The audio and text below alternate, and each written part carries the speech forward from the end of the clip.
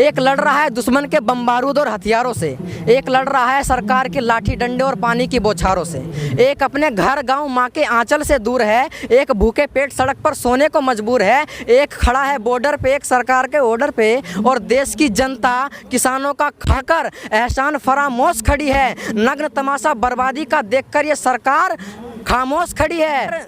कृषि प्रधान देश में किसान नहीं होगा तो दुनिया के मानचित्र पर हिंदुस्तान नहीं होगा।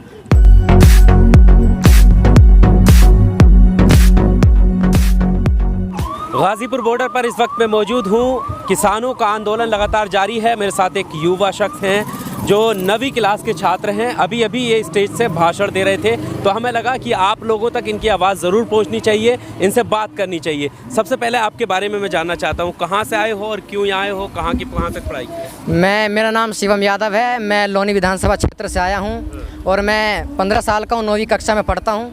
जब मैंने देखा कि मेरे किसान भाई भारत के अन्नदाता इस प्रकार सड़क पर सोने को मजबूर हो, तो मुझ जैसे युवा का इस प्रकार घर में बैठे रहना नपुंसकों की भांति शोभा नहीं देता। ऐसे मुद्दों पर मुझ जैसे युवा का संवेदनशील होना इसलिए भी लाजमी हो जाता है क्योंकि अगर हम इनके साथ नहीं खड़े होंगे तो ये अन्नदाता अगर एक्सटिंक्ट हो गए, दुनिया से विलुप्त हो गए, तो बताइए हमारा भरण पोषण कौन करेगा। पर शुभम, आपको पता है ये तीनों कानून जिनका ये विरोध कर रहे हैं, या आप कहने में आप आ गए यहाँ तक? नहीं, मैं किसी के कहने पर नहीं आया। मैं एक राष्ट्रवादी विचारधारा रखने वाला व्यक्ति हूँ और मैं किसी के कहने पर बुलावे पर नहीं आया। मैंने देखा कि जब मेरे भारत देश के अन्नदाता इस प्रकार सड़क पर सोने को मजबूर हों तो और ये आपने कानून की बात करी, मैंने कानूनों को समझा है, पढ़ा है, लेकिन मुझे उतना समझ में नहीं आया। लेकिन जब मैंने देखा, क्योंकि ये किसान है, कुछ भी गलत हो सकता है, मैं गलत हो सकता हूँ, आप गलत हो सकते हैं, लेकिन भारत का पेट भरने वाले उन अन्नदाताओं की मानसिकता कभी गलत नहीं हो सकती। अगर इनकी मानसिकता गलत होती तो प्राचीन काल से ये भारत का भरण पोषण नहीं कर रहे होते। इसलिए मैं आया हूँ।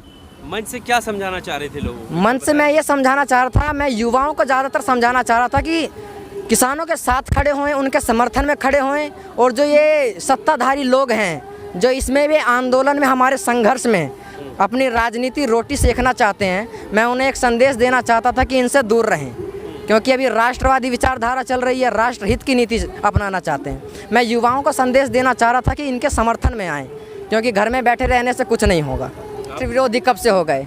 ये किसी के टुकड़ों पर नहीं पलते, वे पलते हैं टुकड़ों पर, जो ये आतंकवादी बता रहे हैं इन्हें। हम आतंकवादी नहीं हैं, हम राष्ट्रवादी हैं। राष्ट्रहित की बात, किसान एकता जिंदाबाद का नारा। और हमारे ये तो आप भी जानते हैं, मैं भी जानता हूँ, आप पत्रकार हैं, मैं एक छात्र हूँ, और हमने पढ़ा है, जाना है कि प्राचीन काल से ही हमारी कृषि प्रधानता की सभ्यता रही है।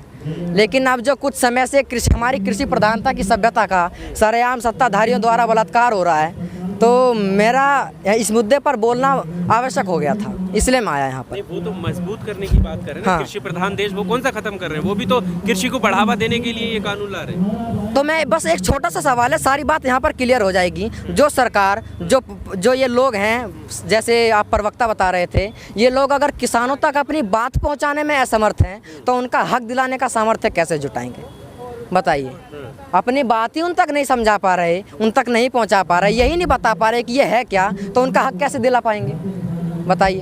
अच्छा ठीक है, चल अपने बारे में आप बताइए। आप कविता कुछ लाइनें भी आपने लिखी है जिसके द्वारा आपने शुरुआत किया है, ये बताइए कैसे क्या? तो मैं तो सबसे पहले, मेरा तो ये मोटो है कि मैं किसानों और जवानों का सबसे ज़्यादा सम्मान करता हूँ। तो मैंने एक कविता लिख रखी है कि एक लड़ रहा है दुश्मन के बम बारूद और हथियारों से, एक लड़ रहा है सरकार के लाठी डंडे और पानी की बौछारों से, एक अपने घर गांव माँ के आंचल से दूर है, एक भूखे पेट सड़क पर सोने को मजबूर है, एक खड़ा है बॉर्डर पे एक सरकार के ऑर्डर पे, और देश की जनता किसानों का खाकर एहसान फरामोश खड़ी है। नग्न तमाशा बर्बादी का देखकर ये सरकार खामोश खड़ी है। और कहते हैं कि ये किसान नहीं है, हमारे संघर्ष को, हमारे किसान भाइयों को, अन्नदाताओं को कहते हैं कि ये आतंकवादी खड़े हैं किसानों के भेष में। अरे मांगे तो छोड़ो, अब बताओ मैं क्या कहूँ इन्हें?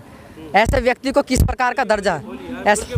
नहीं, एक मीडिया की भी मर्यादा होती है, अपने शब्दों को विराम देता हूँ मैं, क्योंकि अगर मैं ज़्यादा बेवाक हो जाऊँ। तो आपने क्या कुछ ऐसा लिखा जो हमारी आदत है? नहीं, आपकी आदत, आप तो पत्रकार है, निष्पक्ष पत्रकारिता करना आपका धर्म है, लेकिन जो टुकड़ों पर पढ़ने वाले वो प्रवक्ता हैं, मेरी बातों को घुमाकर दूसरे ढंग से प्रस्तुत करेंगे और बताएंगे कि ये आतंकवादी हैं। उन्हें उन नपुंसकों को ये समझ में नहीं आता कि वो जो खा रहे हैं, जो बोल रहे हैं, जो उनके हेड चल रहे हैं टाइपिंग पे, वो भी इन किसानों की बदौलत है।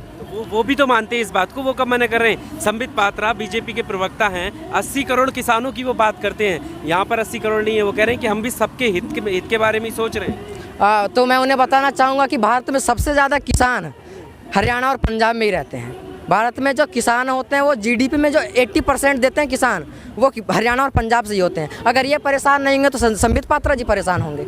बताइए, वे तो MBBS हैं, फॉर्च्यूनर लेकर निकल जाते हैं, ये ट्रैक्टर लेकर सुबह शाम खेत जोतते हैं, उन्हें समझ में नहीं आता। हमारे पसीने नहीं दिखते, हमारे बस हमारी भीड़ दिखती है उन्हें।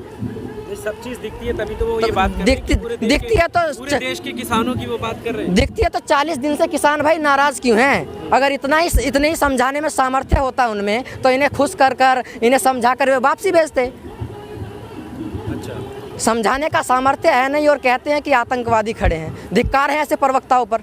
ठीक है, आप एक युवा हो, देश का भविष्य हो, अभी पढ़ाई चल रही है।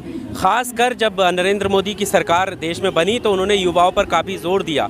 ऐसे कानून लेकर जब सरकार आती है और उनका विरोध होता है, आम जनता सड़क पर आती है, किसान सड़क पर आते हैं, और अब एक इस देश का युवा जो अभी पढ़ाई करने की आपकी उम्र है, आप भी आंदोलन का हिस्सा बन रहे हैं। क्या सोचा, क्या समझा, आगे का भविष्य कैसे देख रहे हैं आप? पढ़ाई लिख कर करना है, मुझे राष्ट्रहित की भावना अपनानी है। पढ़ लिख कर मुझे इस देश की सेवा करनी है। अगर मैं इन अन्नदाताओं के समर्थन में नहीं खड़ा हुआ तो अगर मैं इनके समर्थन में खड़ा हूँ तो ये भी एक देश सेवा है, समाज सेवा है। इनके समर्थन में खड़ा हूँ, मुझे देखकर उम्मीद है कि कुछ युवा होंगे जो राष्ट्रवादी होंगे, उन्हें उम्मीद की किरण तो जगेगी। कोई तो है, शुरुआत मुझसे हुई है, भीड़ आगे तक जाएगी। शुरुआत करना है। हाँ, शुरुआत मैंने करी है और मेरे साथ और भी युवा खड़े होंगे। मेरे को यकीन है भारतवासियों पर, भारत के युवाओं पर, कि वे मेरे समर्थन में खड़े होंगे, किसानों के समर्थन में खड़े होंगे। आपको प्रधानमंत्री मोदी पर या उनके वक्तव्य पर या जिस तरीके से वो बताने की कोशिश कर रहे हैं इस कानून के फ़ायदे गिना रहे हैं, आप युवा हैं, क्या आपको भी वो समझ में नहीं आया? विश्वास नहीं हो रहा है प्रधानमंत्री की बात पर? मैं इस पर विशेष कोई टिप्पणी करना नहीं चाहूँगा। हमारे किसान नेता लगे हुए हैं। अगर नरेंद्र मोदी जी हमारे प्रधानमंत्री अगर उन्हें कुछ समझाने का प्रयास करते हैं तो प्रयास करें। अगर हमारे किसान भाई, किसान नेता अगर उससे संतुष्ट हुए तो ठीक है, अन्यथा मुझसे ज़्यादा अच्छे हैं वे। उन्होंने बहुत से जीवन के दाव पेच को देखा है, उन्होंने जीवन का अनुभव देखा है मुझसे ज़्यादा। मेरी तो 15 वर्ष उम्र है, किसान नेताओं की 70 वर्ष उम्र है। वे ज़िंदगी के हर उतार चढ़ाव से गुजर चुके हैं। वे अपना भला खुद सोच सकते हैं। मैं इस मोटिव से नहीं आया कि यहाँ पर कानून गलत है, मैं इस मोटिव से आया कि मेरे अन्नदाता, मेरे भारत के अन्नदाता सड़क पर सोने को मजबूर हैं, मुझे उनके समर्थन में जाना है, बस। जो लोग ये कहते हैं कि उकसावे में आए हुए लोग हैं, उनके लिए कुछ कहना चाहिए? क्या? जो लोग ये कहते हैं कि उकसावे में आए हुए लोग हैं, क्योंकि आप युवा हैं, यहाँ आए हैं, उनके लिए कुछ कहना चाहिए? तो मेरा तो बस एक ही संदेश है कि अगर कृषि प्रधान देश में किसान नहीं होगा तो दुनिया के मानचित्र पर हिंदुस्तान नहीं होगा।